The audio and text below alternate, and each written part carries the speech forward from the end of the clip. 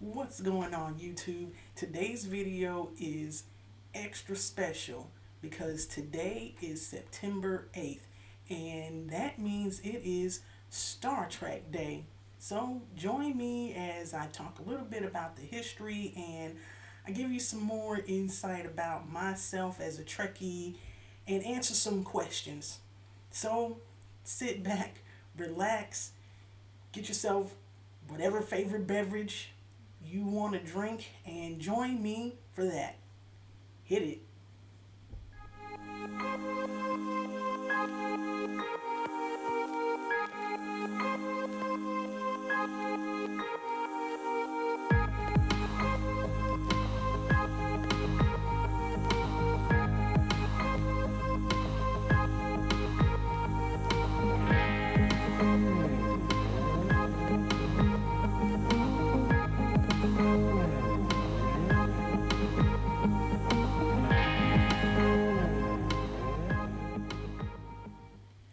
Welcome back to the channel.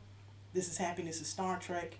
I'm your host Dre, and this video, like I said, is celebrating Star Trek Day, September 8th, 1966, on the network NBC is when we first see Star Trek in its very first season, created by Gene Roddenberry, and it is up to date a franchise in the science fiction genre that has been around and endured for 54 years.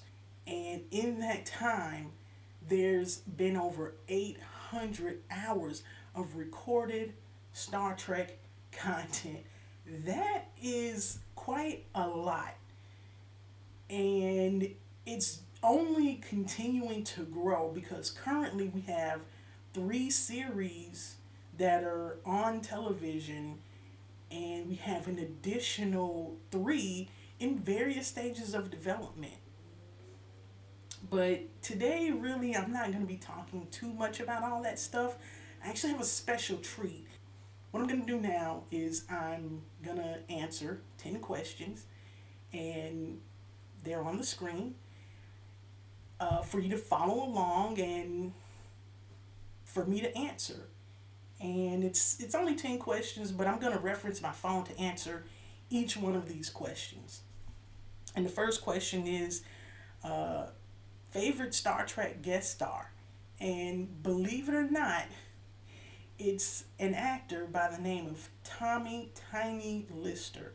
Now, you will probably know this gentleman in the smaller roles that he's had throughout the decades.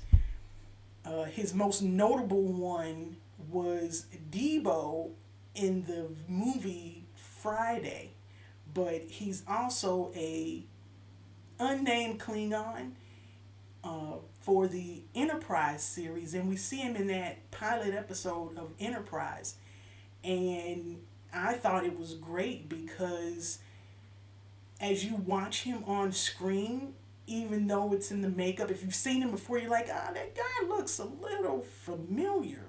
And he's speaking completely in Klingon. He doesn't say a word of English, but you could tell that he was enjoying himself and he was enjoying the role, and he really makes a good Klingon. He was really intimidating as a Klingon. I mean, just his general appearance, but then he has the forehead makeup and the fangs with the teeth and all of that, and it just really works. So he's probably my favorite, and there have been a lot of Star Trek guest stars. I'll do a video on that another time.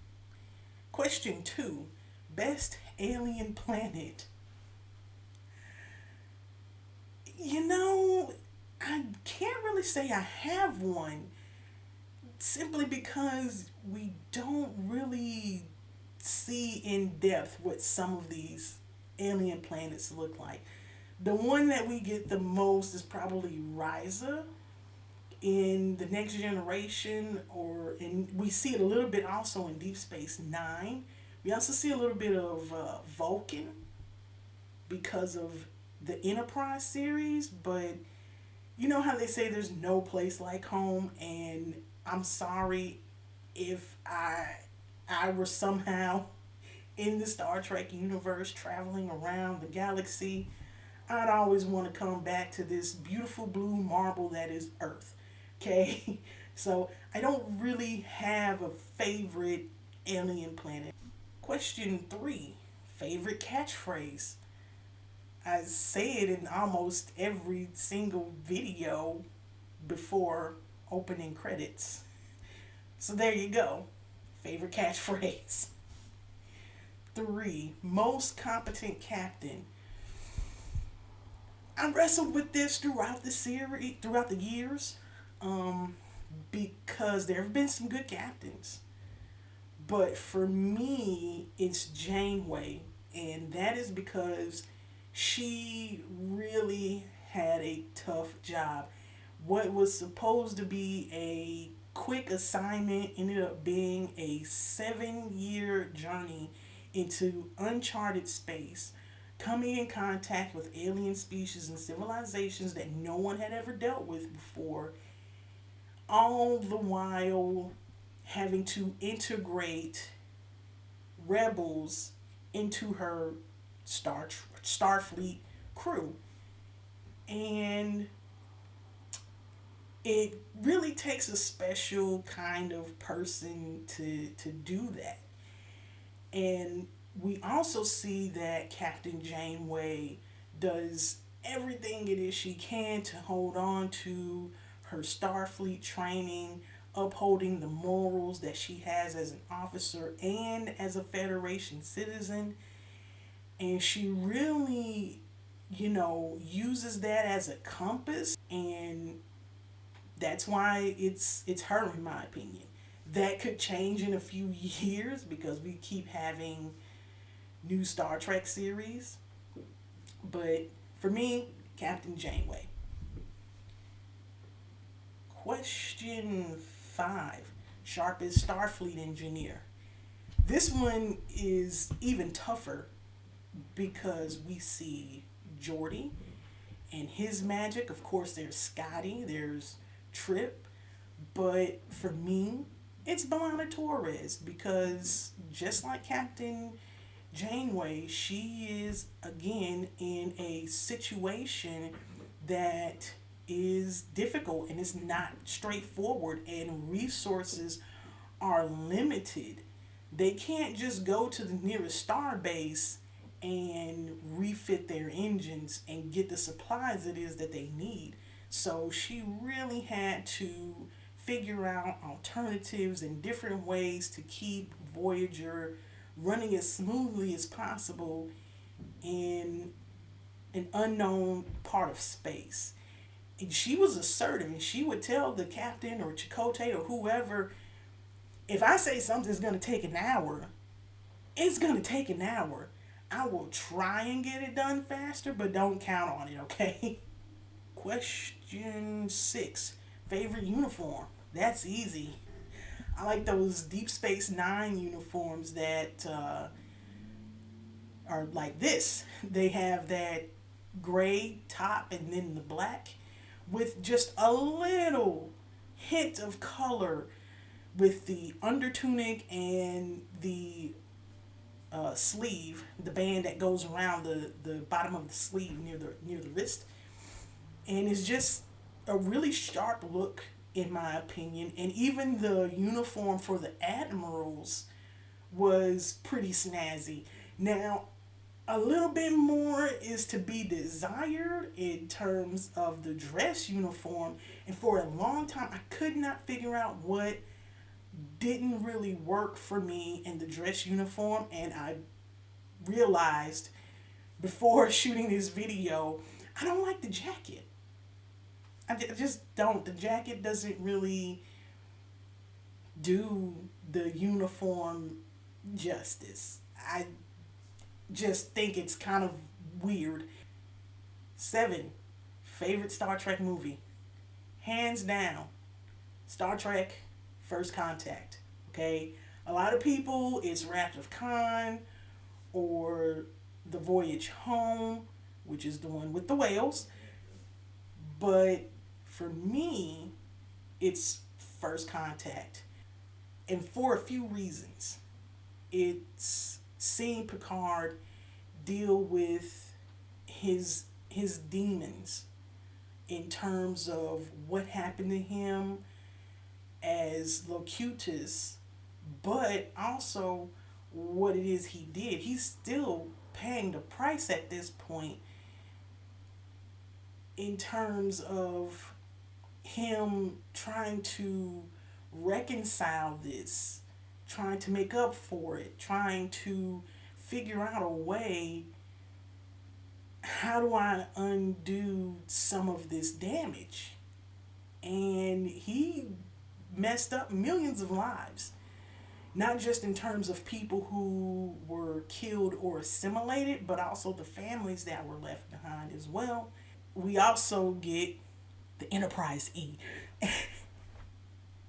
And up to this point, it's my favorite version of the Enterprise. I love Enterprise E, Sovereign class Enterprise, and we see it for the first time in this movie. And we also see, just a whole lot of action. And we see first contact between humans and Vulcans.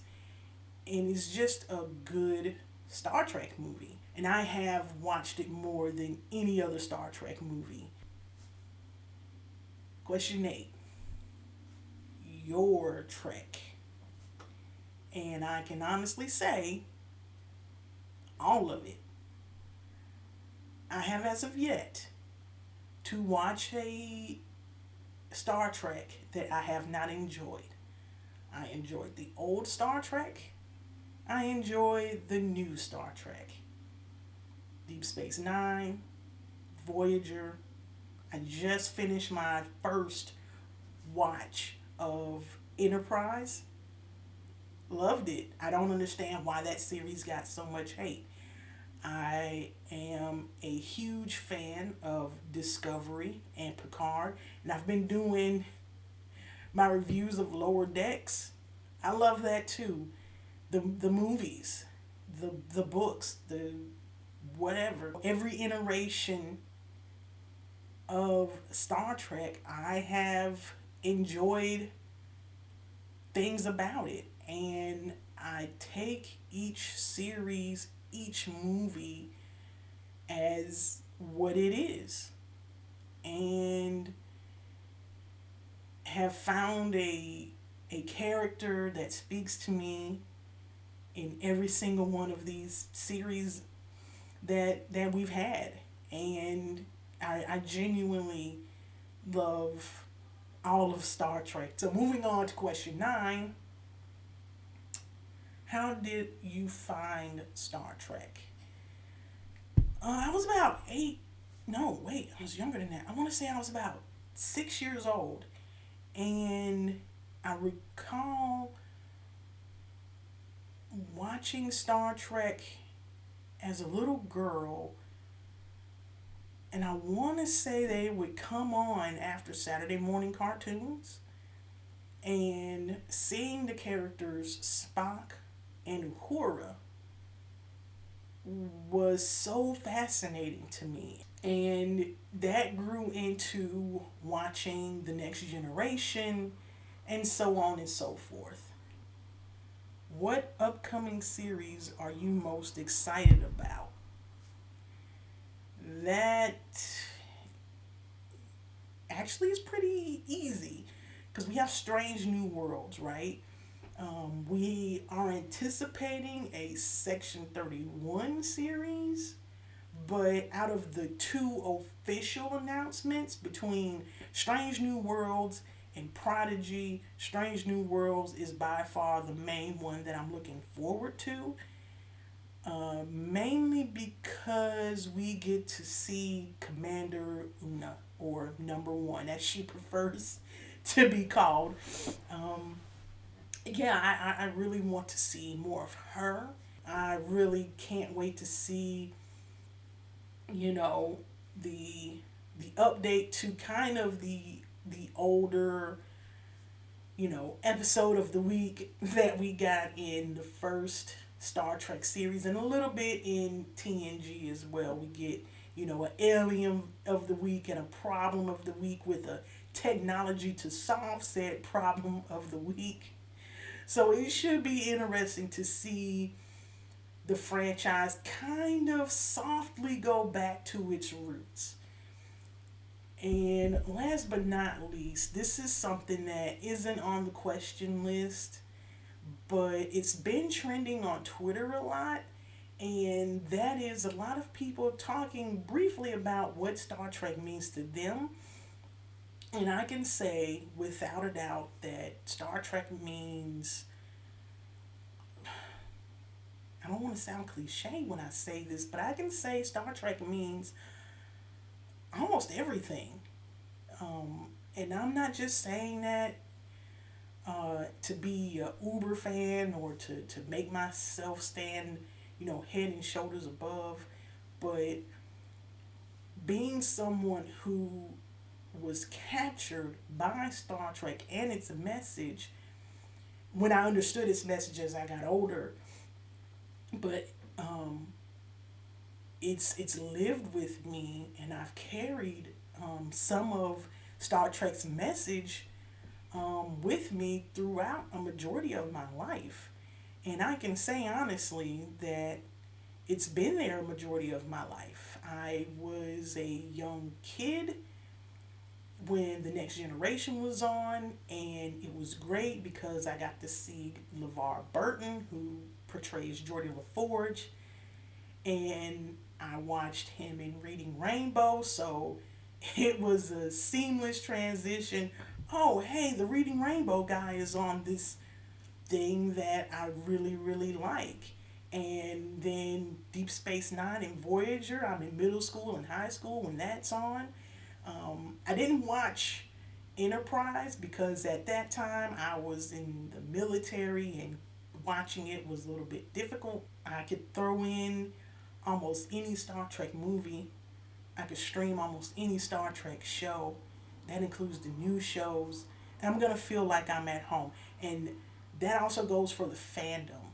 You know, it's a special type of person who's a Star Trek fan. And I've come across my fair share of not so great people. But overall, Trekkies truly embrace the ideal that is at the heart of Star Trek that Gene Roddenberry wanted so many people to understand, and that's a celebration of diversity. The infinite diversity in infinite combinations, and that's one of the reasons why the franchise has endured for so long. It's more than just alien ships and, you know, characters. It's also this ideal. It's this, hey, treat everyone how you want to be treated, regardless of who they are, their culture, their language, what they eat, where they're from. And by doing that, we are better humans for it. So Star Trek means a significant uh, amount to me. Star Trek is really a philosophy in some ways to live by. And the franchise isn't perfect, it has its problems. There are things that can be improved, but I am so happy and so grateful that something so meaningful to not just me, but to millions of other peoples around the world has endured for 54 years. And I just want to say that I think the world can use Star Trek now more than ever. I think if we allow ourselves to be open to cooperation and being better as human beings, we'll create a much better world for all people, all ethnicities, all religions, things of that nature. And at the end of it, let's uh, let's try and remember, that with all that, Star Trek is, um, let's try and remember that it's showing us what it is we can be as a species and as individuals. So, on that note, I do have a link in the description for the Star Trek Day panels and everything like that, because there's going to be this whole big thing. I wish I could live stream. I wish I could watch some of it. Unfortunately, most of the panels are going to be going on while I'm at work today. But I will have a link for that. I'll have a link for my hat, and I'll have a link for my shirt in the description as well. And you guys feel free to comment. I mean, if you want to answer these questions down in the comment section below, feel free to do that. So, with that being said, happy Star Trek Day.